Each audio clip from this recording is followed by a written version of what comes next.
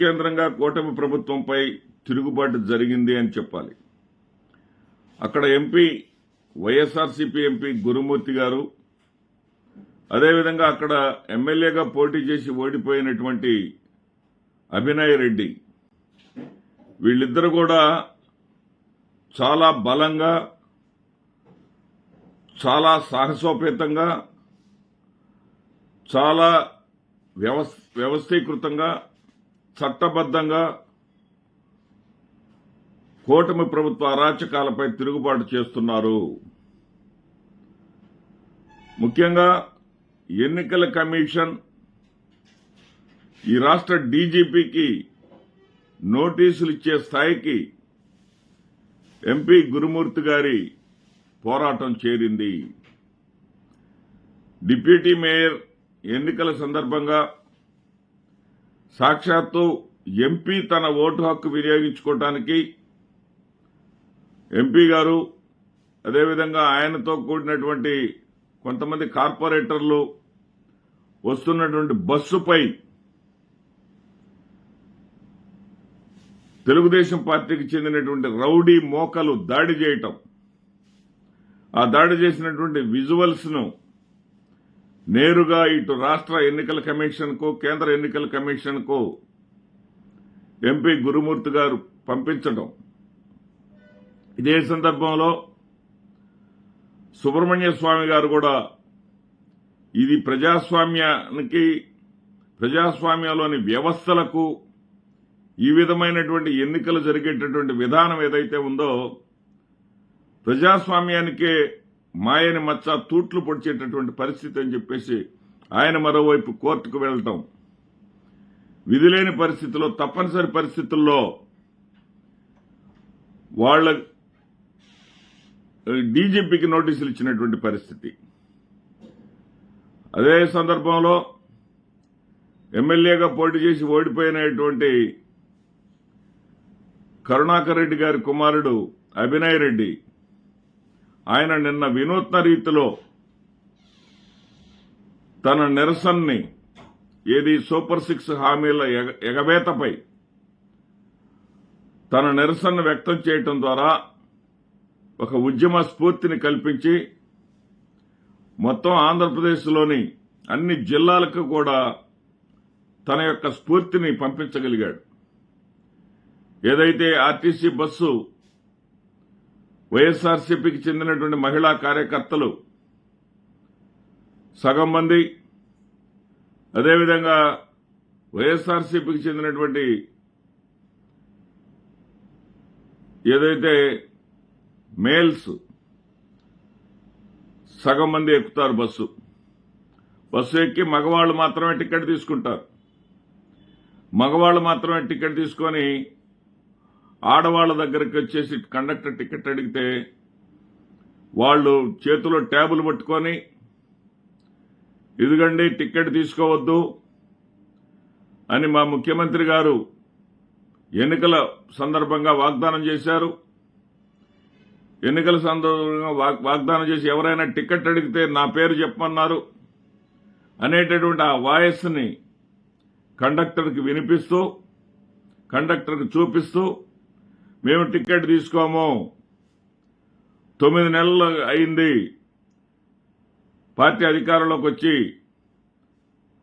చంద్రబాబు నాయుడు గారు ముఖ్యమంత్రి అయ్యి మాకు ఇచ్చినటువంటి హామీని నెరవేర్చరా అని చెప్పేసి నిలదీస్తూ మేము మాత్రం టికెట్ తీసుకోము, మీ ఇష్టం వచ్చింది చేసుకోండి అంటే ఈ రోజున టికెట్ తీసుకోవాల్సిన పని లేదు. మహిళలు ఎవరైనా సరే నా పేరు చెప్పండి అని చెప్పినటువంటి చంద్రబాబు నాయుడు గారికి చుక్కలు చూపించినట్టే.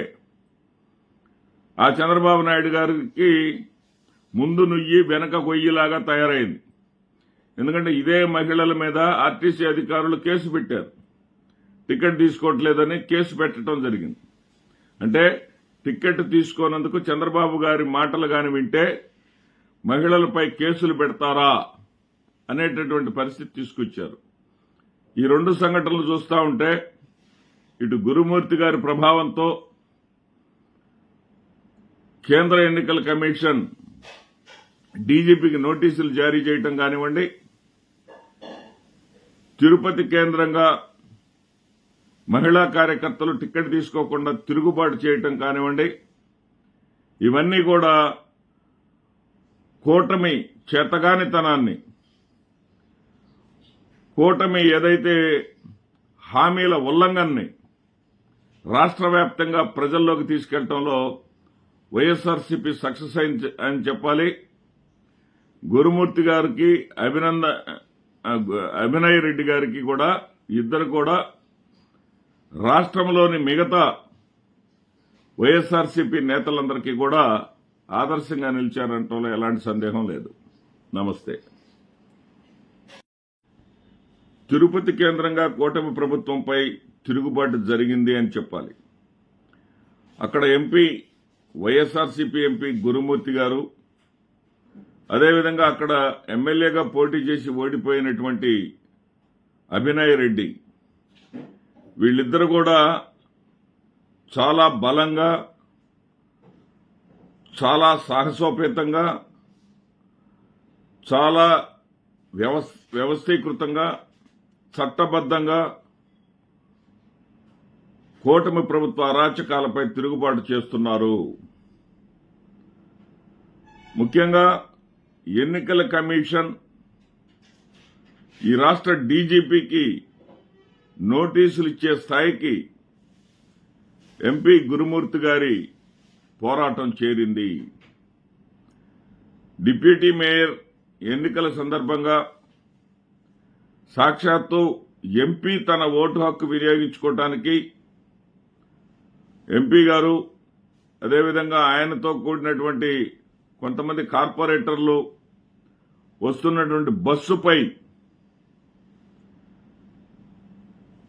తెలుగుదేశం పార్టీకి చెందినటువంటి రౌడీ మోకలు దాడి చేయటం, ఆ దాడి చేసినటువంటి విజువల్స్ ను నేరుగా ఇటు రాష్ట్ర ఎన్నికల కమిషన్ కు, కేంద్ర ఎన్నికల కమిషన్ కు ఎంపీ గురుమూర్తి గారు పంపించడం. ఇదే సందర్భంలో సుబ్రహ్మణ్య స్వామి గారు కూడా ఇది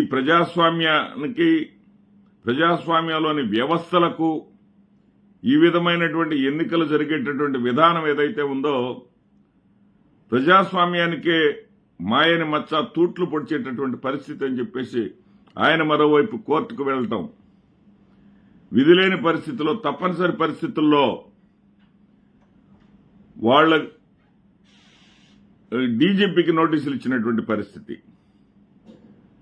అదే సందర్భంలో ఎమ్మెల్యేగా పోటీ చేసి ఓడిపోయినటువంటి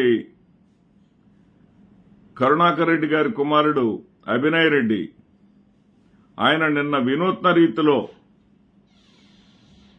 తన నిరసనని ఏది సూపర్ 6 హామీల ఎగవేతపై తన నిరసనను వ్యక్తం చేయటం ద్వారా ఒక ఉద్యమ స్ఫూర్తిని కల్పించి మొత్తం ఆంధ్రప్రదేశ్లోని అన్ని జిల్లాలకు కూడా తన యొక్క స్ఫూర్తిని పంపించగలిగాడు. ఏదైతే ఆర్టీసీ బస్సు వైఎస్ఆర్సీపీకి చెందినటువంటి మహిళా కార్యకర్తలు సగం మంది, అదేవిధంగా వైఎస్ఆర్సీపీకి చెందినటువంటి ఏదైతే మేల్స్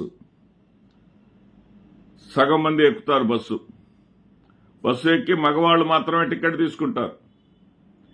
మగవాళ్ళు మాత్రమే టికెట్ తీసుకొని ఆడవాళ్ల దగ్గరికి వచ్చేసి కండక్టర్ టికెట్ అడిగితే వాళ్ళు చేతిలో ట్యాబులు పట్టుకొని ఇదిగండి టికెట్ తీసుకోవద్దు అని మా ముఖ్యమంత్రి గారు ఎన్నికల సందర్భంగా వాగ్దానం చేశారు.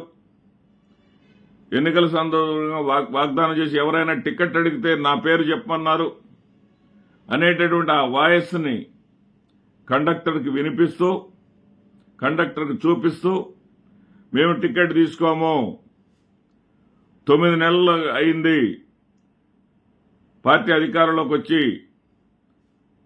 చంద్రబాబు నాయుడు గారు ముఖ్యమంత్రి అయ్యి మాకు ఇచ్చినటువంటి హామీని నెరవేర్చరా అని చెప్పేసి నిలదీస్తూ మేము మాత్రం టికెట్ తీసుకోము, మీ ఇష్టం వచ్చింది చేసుకోండి అంటే ఈ రోజున టికెట్ తీసుకోవాల్సిన పని లేదు.